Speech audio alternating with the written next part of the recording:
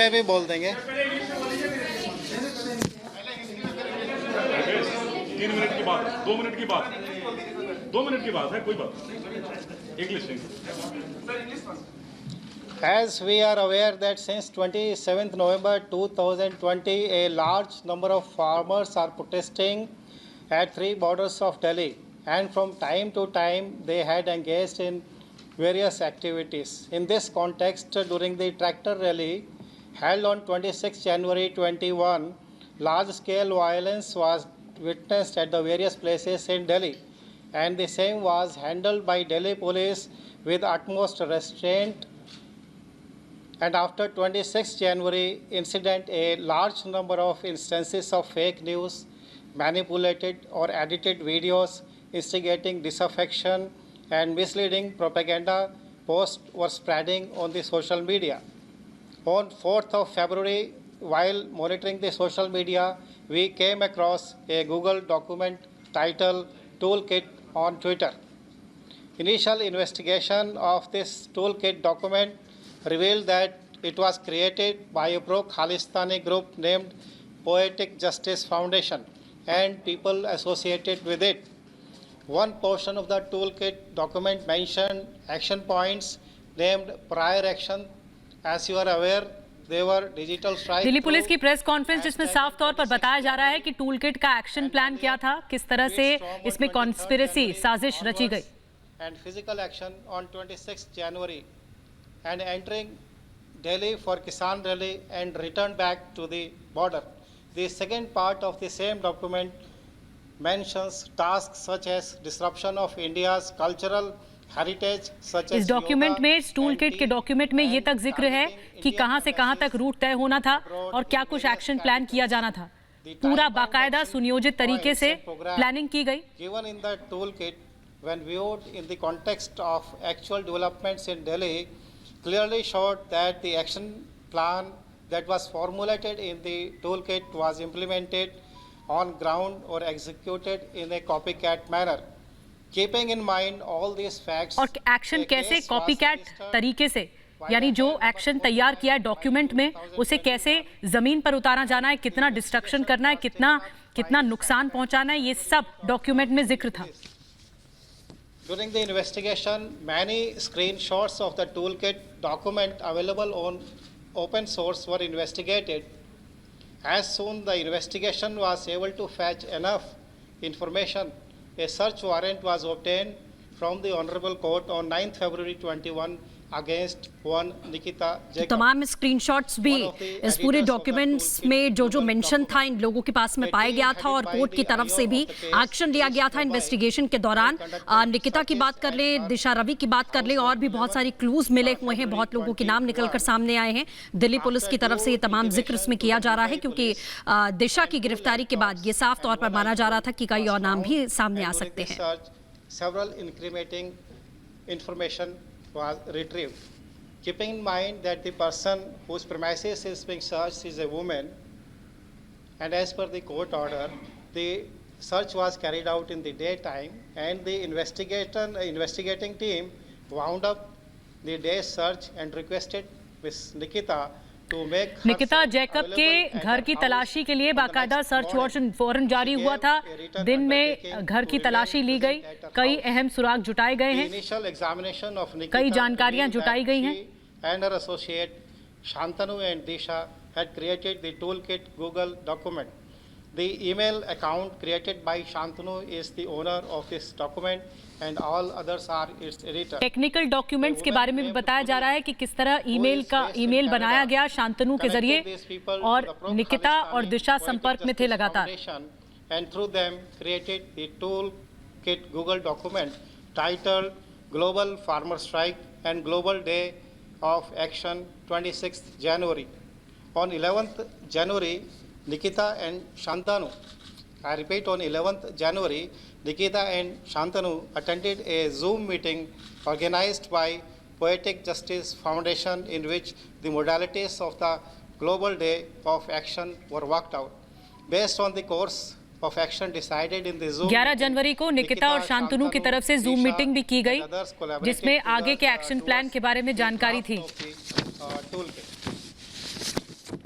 11 जनवरी की तारीख का जिक्र किया है दिल्ली पुलिस ने। Gathered from Nikita and her device, separate teams were sent to Maharashtra, Bid district and और ये भी Bangalore. बताया जा रहा है कि कैसे In Bid, निकिता, शांतनु और was Disha not पीजेएफ found at poetic justice his foundation house के संपर्क में and थे। We are still searching for him. On the next morning, when the investigation team reached Nikita's residence, it was learned that she has absconded and still not joined the investigation. As such, for Nikita and Shantanu, we have taken NVWs from the Honorable Court. In Bangalore, the team examined Disha and was able to extract highly incriminating information from her phone. This information made it clear that Disha, along with her colleagues Shantanu and Nikita, created and sent a toolkit document to others. Disha, who is associated with the Delhi police की ओर से ये बताया जा रहा है कि environmental Bengaluru movement से called Fridays दिशा रवि के for बारे में Future जानकारी जुटाई sent the गई कि toolkit कैसे वो to दूसरों से भी Greta संपर्क में थी। on Disha, Telegram and Nikita also और शांतनु ने forced her मिलकर to act टूलकिट on बनाई और बाकियों के साथ भी The इसे main aim of साझा the की। toolkit was to create misinformation यानी and पूरी तरह से इस disaffection पूरे मामले की against प्लानिंग the की गई कि lawfully कैसे elected टूलकिट को government. आगे फॉरवर्ड किया The जाएगा। toolkit sought to artificially amplify the fake news through various tweets which they have created in the form of a tweet bank, and they also sought public to participate in the action on 26 January, that was the Republic Day of India. Based on these incriminating evidences collected against these और इसी toolkit के माध्यम से, document के माध्यम से लोगों से अपील की गई कि वो ज्यादा से ज्यादा बड़ी तादाद में 26 जनवरी के आंदोलन में जुड़ें। From her house, we acted against Disha because she has deleted a WhatsApp group which she created to coordinate among the various members for the toolkit, and her arrest was made. जो WhatsApp group दिशा के जरिए बनाया गया था, उस WhatsApp group को भी delete किया गया। दिशा ने डिलीट किया। of the area concerned, and due procedure was adopted for arresting her, for conducting her medical test and producing in the court. And the Honorable Court has granted 5 days PC for Disha. The rest of the investigation is in progress. दिशा रवि की 5 दिन की police custody मिल गई है। अब और ज्यादा जानकारी और ज्यादा पूछताछ आगे बढ़ाई जाएगी। इस पूरे मामले पर 3 लोगों पर खास तौर पर नजर है। 27 नवंबर 2020 से किसान आंदोलन दिल्ली के बॉर्डर्स पर चल रहा है। वह उस आंदोलन के दौरान कई प्रकार की गतिविधियां हुई। 4 फरवरी 2021 को सोशल मीडिया मॉनिटरिंग के दौरान एक गूगल डॉक्यूमेंट टूलकिट के बारे में पता लगा जो ट्विटर पर शेयर किया गया था। इस टूलकिट के एक भाग में प्रायर एक्शन के नाम से कुछ एक्शन पॉइंट्स लिखे थे, जैसे 26 जनवरी और उससे पहले हैशटैग के द्वारा डिजिटल स्ट्राइक करना, 23 जनवरी से ट्वीट स्टॉर्म शुरू करना, 26 जनवरी को फिजिकल एक्शन। इसी डॉक्यूमेंट के दूसरे भाग में भारत के सांस्कृतिक धरोहर जैसे योग और चाय को हानि पहुंचाना और भारतीय दूतावास को टारगेट करने जैसे कार्य उल्लिखित है। इस टूलकिट में दिए गए समयबद्ध एक्शन पॉइंट और कार्यक्रम को जब दिल्ली में घटित वास्तविक घटनाक्रम के परिप्रेक्ष्य में देखा गया तो बात प्रत्यक्ष रूप से दिखी कि दिए गए एक्शन प्लान को हुबहू निष्पादित किया गया और अमल में लाया गया। इन सभी तथ्य को मद्देनज़र रखते हुए दिल्ली पुलिस ने FIR नंबर 49/21 दर्ज की और साइपैड द्वारा इसका इन्वेस्टिगेशन किया जा रहा है। जांच के दौरान इस टूलकिट के ऑनलाइन मौजूद स्क्रीनशॉट्स की पड़ताल की गई और जांच में पर्याप्त जानकारी मिलते ही इस टूलकिट गूगल डॉक्यूमेंट की एडिटर निकिता जैकब के विरुद्ध कोर्ट से सर्च वारंट जारी कराकर केस के IO समेत एक टीम को मुंबई भेजा गया और तलाशी के दौरान उनसे 2 लैपटॉप और एक iPhone मिले। जांच में यह भी बात निकल के आई कि खालिस्तानी समर्थित संगठन पोएटिक जस्टिस फॉर फाउंडेशन के MO धालीवाल ने अपने कनाडा में रह रही सहयोगी पुनीत के जरिए निकिता जैकब से संपर्क किया और मकसद था कि रिपब्लिक डे के दिन ग्लोबल डे ऑफ एक्शन करना और उससे पहले और बाद में ट्वीट स्टॉर्म और डिजिटल स्ट्राइक करना। 11 जनवरी 2021 को ask why India campaigners poetic justice foundation ने एक जूम मीटिंग का आयोजन किया, जिसको निकिता, शांतनु, एमओ धालीवाल व अन्य व्यक्तियों ने अटेंड किया। इस मीटिंग के दौरान निर्णय लिया गया कि इस कैंपेन को विश्व स्तर पर फैलाया जाए और धालीवाल का मकसद इस मुद्दे को बड़ा बनाना और किसानों के बीच असंतोष व गलत जानकारी फैलाना था। यहाँ तक कि एक किसान की मौत को भी गोली से हुई मौत बताया गया। सर्च में ये भी बातें सामने आई कि निकिता और उसके साथी शांतनु और दिशा ने टूल किट गूगल डॉक्यूमेंट बनाया था। शांतनु का बनाया गया ईमेल अकाउंट इसका ओनर है और यह भी बात निकल के आई कि एक व्हाट्सएप ग्रुप से जुड़े थे ये सभी, जो कि 6 दिसंबर को क्रिएट किया गया था। बेंगलुरु टीम में दिशा को इंटरोगेट किया गया और उसके फ़ोन से महत्वपूर्ण जानकारी निकालने में सफलता मिली। इस जानकारी से स्पष्ट हुआ कि दिशा ने अपने साथियों शांतनु और निकिता जैकब के साथ मिलकर टूल किट गूगल डॉक्यूमेंट को बनाया और लोगों में प्रेषित किया। दिशा की जो friend for Friday for future नामक पर्यावरण आंदोलन से जुड़ी हैं, उसने ही ग्रेटा थनबर्ग को टेलीग्राम पर यह टूल किट भेजी है।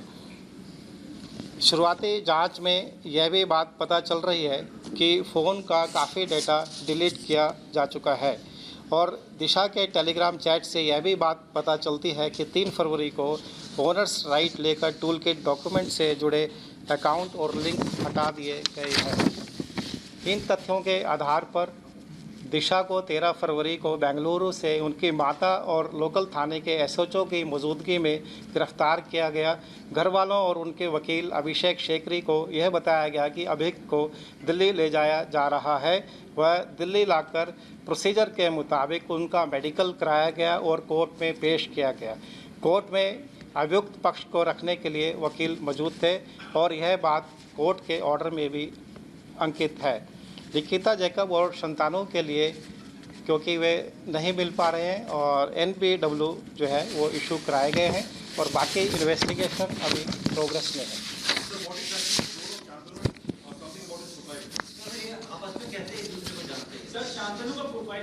सर एक सवाल ये है सर कि ऐसी क्या लाइनें थी जो सेडेशन के चार्जेस लगे, क्या वर्डिंग थे जो कि इसमें देशद्रोह का मामला दर्ज है? शांतनु बेसिकली ग्रेजुएट इंजीनियर हैं और बीड में रहने वाले हैं। ये पुणे में भी इनका एक रिहायशी स्थल है। ये एक NGO XR चैप्टर से जुड़े हुए हैं जिसमें निकिता भी जुड़ी हुई है। XR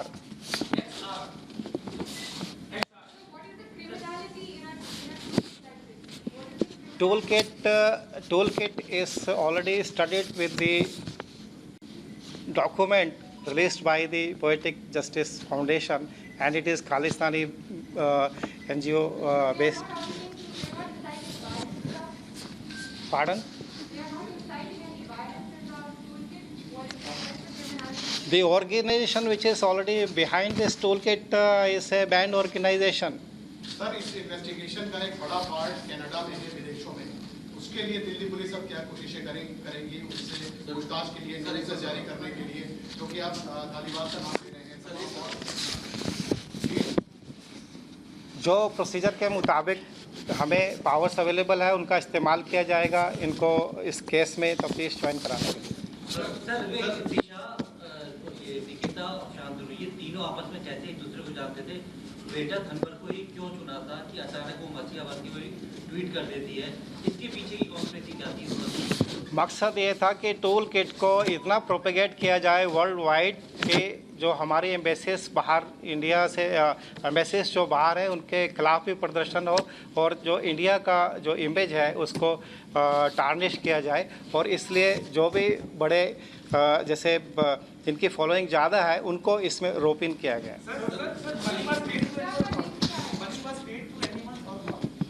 अभी ऐसा कोई तथ्य जानकारी में नहीं आया। Sir, there is a person called Peter Frederick. His name has cropped up for his identity. Khalistani extremist है।